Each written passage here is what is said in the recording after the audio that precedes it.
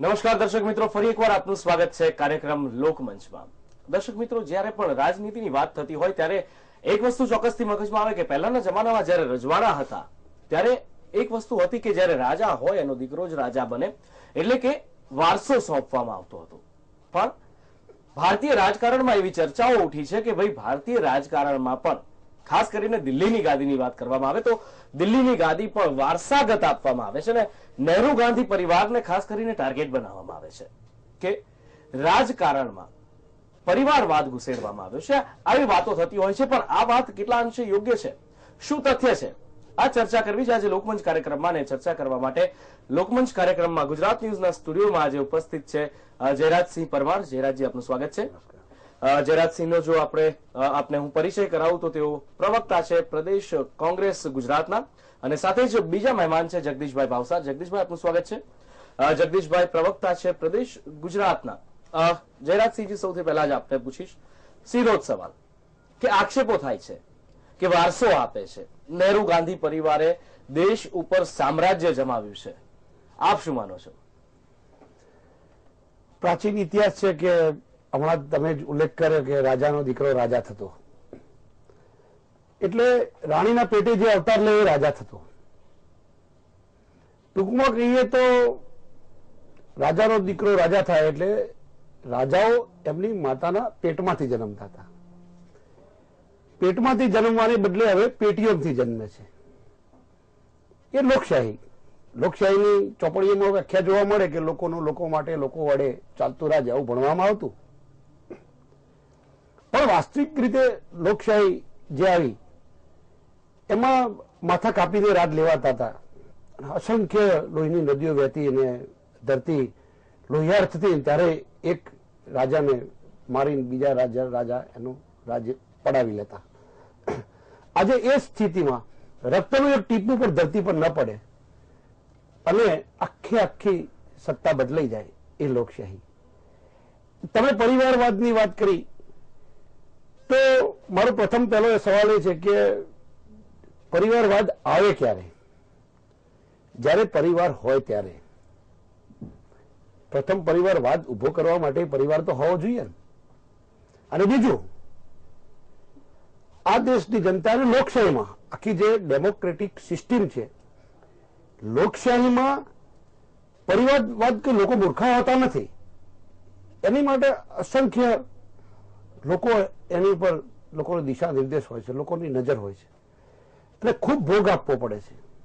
આપણે 4 રસ્તે જોતા હોઈએ છીએ તો નેતાઓના મોટા મોટા પુતળા હોય છે, તો 4 રસ્તા ઉપર જે સ્ટેચ્યુ મુકાય છે તો નેતાઓને જેમને રાષ્ટ્ર માટે ભોગ આપ્યો હોય એમના મુકાય, ટીકાકારોના નહીં। એટલે પર્ટિક્યુલર કોઈ એક કુટુંબને જ માત્ર ટાર્ગેટ કરી અને વાત કરવામાં આવે એવું આજે નહીં, આખી દુનિયાના પરિપ્રેક્ષમાં પણ એ હોઈ ન શકે। એટલા માટે કે તમે અમેરિકાની વાત કરો તો બિલ ક્લિન્ટન અમેરિકાના પ્રેસિડેન્ટ હતા, તો હિલેરી ક્લિન્ટન આજે પણ જાહેર જીવનમાં છે જ। એ કોઈ પરિવારનો વાત ન પણ હોઈ શકે, પરિવારની પ્રતિષ્ઠા હોવી જોઈએ, પરિવારનો ભોગ હોવો જોઈએ, પરિવારની આબરૂ પણ હોવી જોઈએ। એવી રીતે તમે આખા દેશનું, જેમ પાકિસ્તાન છે બાજુનું રાષ્ટ્ર છે, તો ભુટ્ટો પરિવાર છે, તો આજે બિલાવલ ગણો તો બેનજીર ભુટ્ટો, પછી બિલાવલ, આજે 3જી પેઢી રાજ કરે છે। એવી રીતે દુનિયાના કેટલાય દેશોમાં આપણે ઇતિહાસમાં ભણતા હતા નાના હતા ને કે 2nd George, 5th George, George પંચમ, ઇતિહાસમાં જો આપને ખ્યાલ હોય તો 5મા જ્યોર્જ, મતલબ એ કે એ એમની 5મી પેઢી। એટલે આખી જે વારસાગત આજે પરંપરા ઊભી થઈ છે, પણ એની માટે ખૂબ પ્રતિષ્ઠા, ખૂબ ભોગ, એ પરિવારોનો ભોગ હોય ત્યારે હોય છે।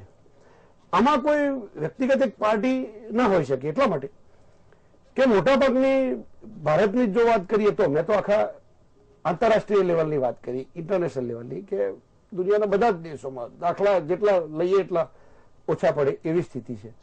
પણ ભારતમાં પણ કોઈ પણ રાજકીય પક્ષ આનાથી એ જરૂરી બિલકુલ કે જયરાજસિંહજી, માં ભણાવે એટલું દીકરો ભણે, આ વસ્તુ કદાચ એમના કહેવાનો મતલબ છે, પણ જે પ્રશ્નો કદાચ દેશના છે ને જનતાની સામે પ્રશ્નો છે કે વળ ઉકેલ્યા પ્રશ્નો પણ છે, પણ આ ગાંધી પરિવાર, નહેરુ ગાંધી પરિવારનું જે વર્ચસ્વ છે એના જ કારણે શું માં ભણાવે એટલું જ દીકરો ભણે આ વાત સાર્થક થાય છે ખરી? માં ભણાવે અને દીકરો ભણે એ તો ભારતીય સંસ્કૃતિ છે. એટલું જ ભણે. હું વાત સમજાવું તમને. જી. માતા જીજાબાઈ થી તમે ચાલુ કરો.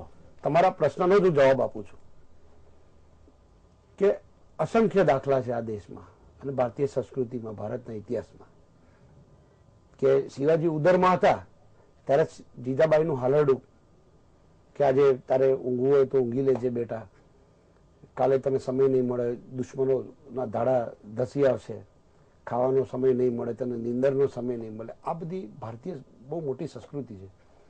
એટલે માતા શિક્ષણ આપે, બાળક માતાના ઉદરમાં જ શિક્ષણ લઈને આવતો હોય છે. બિલકુલ.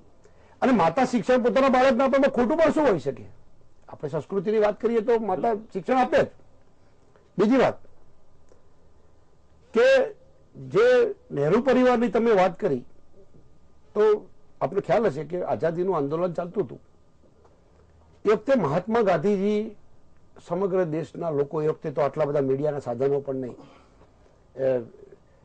આજના વર્તમાન પત્રો જે થોડા ઘણા બહાર પડે એ વાંચી અને એ બી ભણેલા ગણેલા લોકો વાંચતા હોય એટલા જ લોકો, છતાં પણ એક લોક લાગણીને એકબીજા થકી માઉથ પબ્લિસિટીથી વાતો કરી કરી કરી લોકો સુધી પહોંચાડવામાં, એ વખતે પણ આખું આંદોલન ચલાવવા માટે નું જે નાણાકીય જરૂરિયાત હતી, જે ફાઇનાન્શિયલ સપોર્ટ હતો, એ વખતે પણ ઘનશ્યામદાસ બિરલા અને મોતીલાલ નહેરુ પૂરા પાડતા હતા.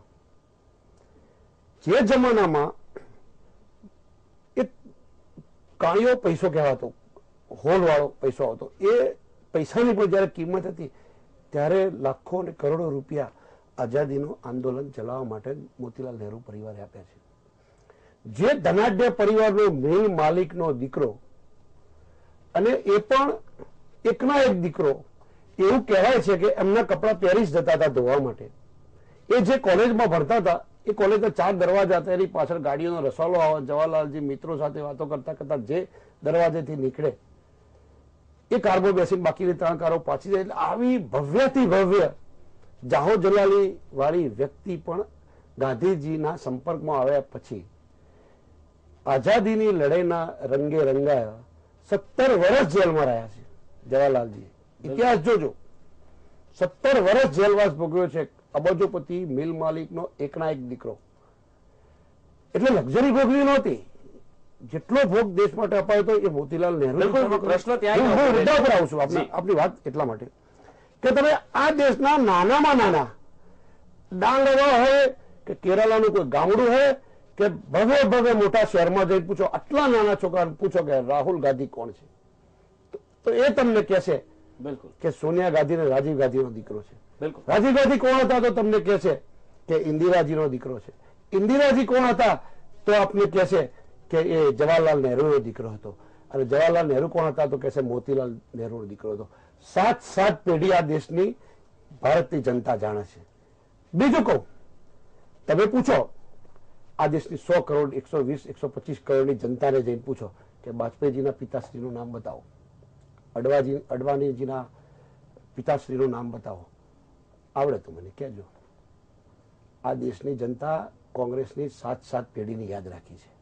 એટલે જ મેં અગાઉ કહ્યું કે 4 રસ્તા ઉપર પુતળા છે એ નેતાઓના હોય, જેને શહીદોના હોય, જેને શહીદી ભોગવી હોય એના પુત્ર હોય, ટીકાકારોના નહીં. બિલકુલ. પણ જે પ્રશ્ન હતો મારો, ખૂબ સરસ રીતે કદાચ તમે એને ટાળી લીધો. ભણાવે એટલું જ ભણે.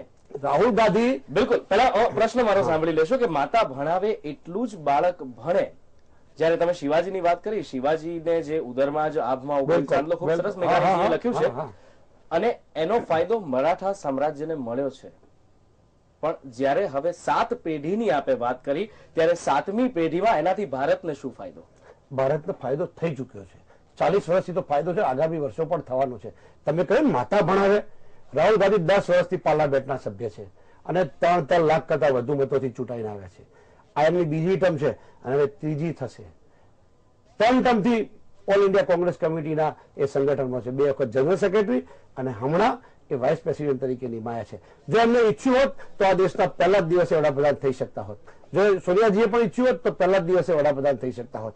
એક બાજુ સમગ્ર બહુમતી મળી ચૂકી હતી, બધા જ નક્કી કર્યું હતું. માત્ર હા પડ્યા પછી રાષ્ટ્રપતિનું આમંત્રણ પણ આવી ચૂક્યું છે. અને બીજી બાજુ સોનિયાજી એમ કહે છે કે ના, હું આ દેશનો પ્રધાનમંત્રી નહીં થઉં.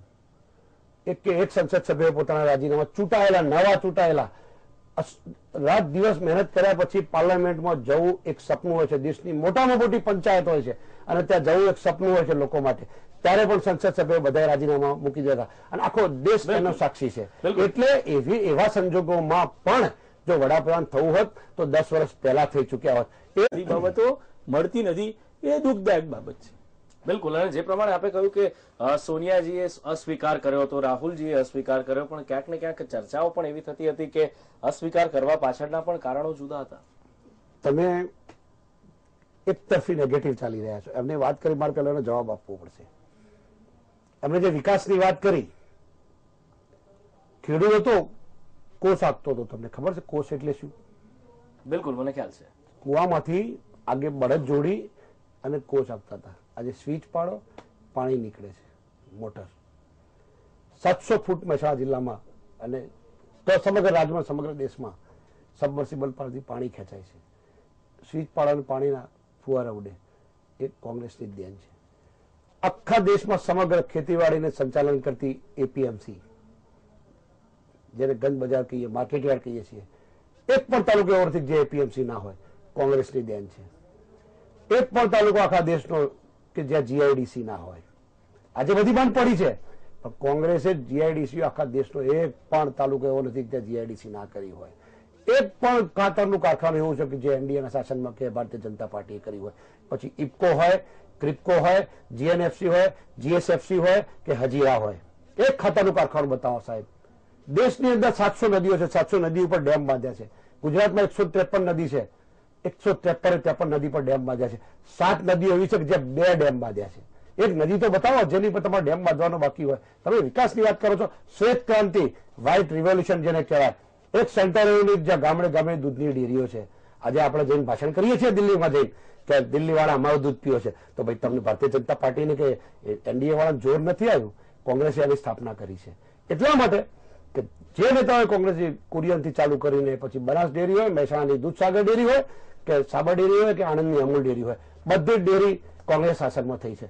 જેટલો પ્રોગ્રામ તમારે ટેલિફોનમાં લાઈનમાં ઉભા રહેવું પડતું, અહીંયા કારણ પોલીસ સ્ટેશનની સામે જ્યાં એક્સચેન્જ હતું ત્યાં 20 જણની લાઈન હોય. આજે શાકભાજી વેચવાવાળી બેન પણ હાથમાં મોબાઈલ રાખે છે. ખેડૂતમાં ટિફિન અને ભાત લઈને ખેડૂતને અડાકતો હોય ને એને આપવા માટે પણ બેન જે ખેતરમાં જાય છે ને એ બેન પણ આજે મોબાઈલથી વાત કરે છે. એ રાજીવ ગાંધી બેન છે. સામ પિત્રોડાને પોતાના ટેકનિકલ સલાહકાર બનાવ્યા, ડોટ સિસ્ટમના અહીંયા ઇમ્પ્લિમેન્ટ કર્યું. અહીંયા તમે સરનામું, તમારા ઘરનું સરનામું આપો ને તો પેનલ સીધી લાવી દીધી અમને ગુજરાતની વાત. સાબરમતી નદી તમારા રાજ્યના અંદર કેવી હતી? તમારા રાજ્યના અંદર રિવરફ્રન્ટ પાણી લાવશે અમે અટલ બિહારી અટલ બિહારી વાજપેયી સ્વર્ણિમ ચતુર્ભુજ યોજના રસ્તાઓ દોર્યા, એમને બંધ કરી દીધું. એ કેમ વાત નથી કરતા તમે? સાબરમતીમાં નદી પાણી શાસન આપ્યું હતું, લાયબિલિટી લાગે છે. ધરોઈ ડેમ મારા મતીસ્તાનમાં 40 વર્ષ પહેલો દ્રષ્ટિ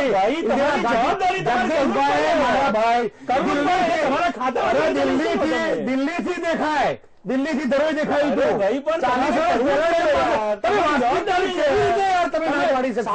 વર્ષ સાબરમતી સોરી તમે ક્યાંથી પાણી લાયા? તમે વાંચો તો ડેમ તો પાણી ક્યાંથી લાયા? લિંકિંગ પ્રોજેક્ટ જે છે તમે પાણી ક્યાંથી લાયા? કેમ બંધ કરી દીધો તમે? પણ પાણી ક્યાંથી લાયા? આસામનું પાણી વહી જાય છે બધું, એ કેમ નદીના અંદર લેવાનો પ્રયત્ન નથી કરતા?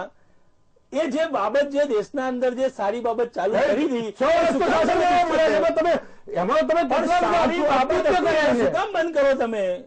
જે વાત કરી આ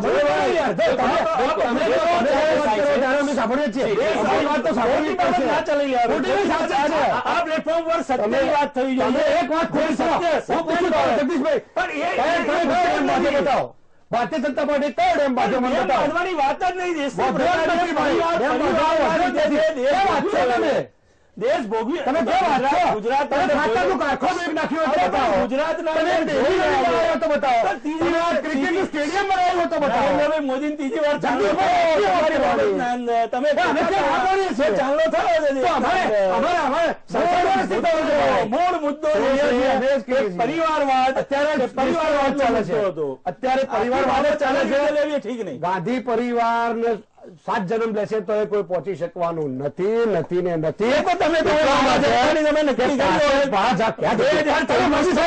તમે જીતે તો લોકશાહીમાં જીતે જ છો, તો અમે જીતે તો સ્વીકારવા પડે યાર. મેં ચર્ચાના પ્રારંભના અંદર જ કીધું કે ભાઈ પરિવારના અંદર જે પોતે કામ કરીને બહાર આવતો હોય, પ્રજાનું કામ કરીને બહાર આવતો હોય તો પરિવારનો હવે વ્યક્તિ તો એમાં કઈ વાંધો લોકો પણ તમે આખી બાબતને પોલિટિકલ રીતે લેવાનો પ્રયત્ન કરો તો એ કેવી રીતે ચલાવી જવાય? તમે પરિવારવાદની વાત કરો. તમારી ચર્ચા પરિવારવાદ ચલાવવા ક્યાંથી? પરિવારવાદનો મુદ્દો. અડવાણીજીને પણ પ્રકાશિત ગ્રહ છે. એમને ગુજરાતમાંથી છૂટાવવું પડે. પોત પ્રકાશી રહ્યા છે, નીચે ઉતરી રહ્યા એમને છે. ગુજરાતમાંથી છૂટાવવું પડે છે. હું રાજકીય અવલોકન તો તમે કરવા માટે તો કરવાનો જ છું. વાત અલગ હતી. વાત અડવાણીજી કેવી રીતે પોતાનો પરિવાર વાત ચલાવવા મને સમજાવો તો ખરા. એ એમને જ ગુજરાતથી છૂટાવવું પડે છે. પરપ્રકાશિત ગ્રહ છે, સ્વપ્રકાશિત નહીં. એટલે આપ કહેવા માંગો છો કે અમારે તો કોંગ્રેસ સોનિયાજી રાહુલજીના નામે જેમ રામના નામે પથરાચાર્ય તર્યા હતા ને, એમ અમારે તો જવાહરલાલના નામે તરે, ઇન્દિરાજીના નામે પણ તરે, રાજીવજીના નામે તરે, સોનિયાજીના નામે તરે, રાહુલ ગાંધીના નામે પણ તરવાના છે. શું વાત કરો છો તમે? લોકશાહીની અંદર 5-5 લાખ મતથી ચૂંટાઈ જાય. એમને કીધું કે એમનું શાસન મળ્યું છે તો અમે કયા દિવસે ના કીધી? અમે સ્વીકારીએ છીએ. લોકશાહીમાં જે જીતે, જો જીતા હોય સિકંદર તો સ્વીકારવું જ પડે. 65 વર્ષથી કોંગ્રેસે જ રાજ કર્યું છે ને. 56 વર્ષ તમારી જોડે 56 વર્ષ છે. 56 વર્ષના અંદર અને મોરારજી દેસાઈ આપણે ખાનગી વાત કરી ને, સોનું ગીરવે મૂકી દીધું. એમના આખી હિસ્ટ્રીમાં પાછળ સ્વીકારાય નહીં. છોડવું પડ્યું હતું. મૂળ બેઝિક મુદ્દો જે છે 1977 માં દેશી જનતાએ શાસન આપ્યું તો 2.5 વર્ષમાં તો કડેરે ભૂસે કૌભાંડો આપે યાર દેશના. 2.5 વર્ષમાં તો ઘણું વસ્તીએ 80 કિલો ખાંડ આપી, 5 રૂપિયા કિલો તેલ આપ્યું. દેશની પ્રજાને આ જોઈએ છે. ભાઈ કરી શકાય. જો આપણે જો વાત કરીએ કરી શકાય. એક વસ્તુ બતાવો, તમારી એક સિદ્ધિ બતાવો સાહેબ. હું તમને મારી 100 સિદ્ધિ બતાવું. એકદમ પ્રજાની ધ્યાનથી સાંભળો, પણ એક પણ સિદ્ધિ રિપીટ ન થાય એમ 100 સિદ્ધિઓ કોંગ્રેસની બોલું. તમે ઓડિટ કરો, તમારો વારો અત્યારે, અને તમે સિદ્ધિઓ બોલો અને મને વાંધો પડશે તો હું ઓડિટ કરીશ. બોલો તમે સિદ્ધિ. એક પણ રિપીટ ના થાય સાહેબ. એમાં આપણે લોકો તૈયાર કરેલું ભાષણ તર્ક આધારિત વાત આવી જોઈએ. તમે મોબાઈલ ની વાત કરો શાસનના અંદર ચર્ચા માટે મુદ્દો જ અત્યારે આ ચેનલ જોઈ રહ્યા છે, મુદ્દો છે. કોંગ્રેસની દેન છે. આ લાઈવ ચેનલ ટેલિકાસ્ટ થાય છે, 200 ચેનલો ચાલે છે આખા વિશ્વમાં. આ કોંગ્રેસની દેન. અરે બેઝિક મુદ્દો સામાન્ય દેશનો સંસદ સભ્ય અને ધારાસભ્ય જગદીશભાઈ માત્ર ગૃહમાં જ પ્રશ્ન પૂછી શકતો. ગૃહમાં ધારાસભ્યો પર આધારિત રહેવું પડતું. ધારાસભ્યોને વિનંતીઓ કરવી પડતી કે તમે આ પ્રશ્નનો જવાબ આપો. સરકાર જવાબ આપતી નથી. આજે 20 રૂપિયાના સ્ટેમ્પ ઉપર, અને એમાં પણ દલિત અને કચરાયેલો વર્ગ તો મફત આરટીઆઈ કરે. આખા વિશ્વના 14 દેશોએ કાયદો સ્વીકાર્યો છે. આ કાયદો બનાવ્યો અને સ્વીકાર્યો છે. 14 દુનિયાના 14 દેશોમાં એનો અમલ થવાનો છે. એવો 2 નંબર રાઇટ ટુ ઇન્ફોર્મેશનનો કાયદો જે સામાન્ય નાગરિક એ પણ માંગે છે. પૂછો તો ખરા, આરટીઆઈમાં કોઈ પણ તમે વડાપ્રધાનની માહિતી પણ મેળવી શકો સાહેબ. માત્ર પહેલા ગૃહના સભ્યો, જે ધારાસભ્ય હોય, જે સંસદ સભ્ય હોય, એ જ માગી શકતા હતા. તો આ સિદ્ધિ નથી તો શું છે? મને વાત તો સમજાવો. Right to education, right to એજ્યુકેશનમાં 25% ગરીબ સરકારમાં થયું હતું. અમે એમાં નથી કરતા. સરકારમાં થયું. અમે એમાં નથી કરતા. ગુજરાત રાજ્યમાં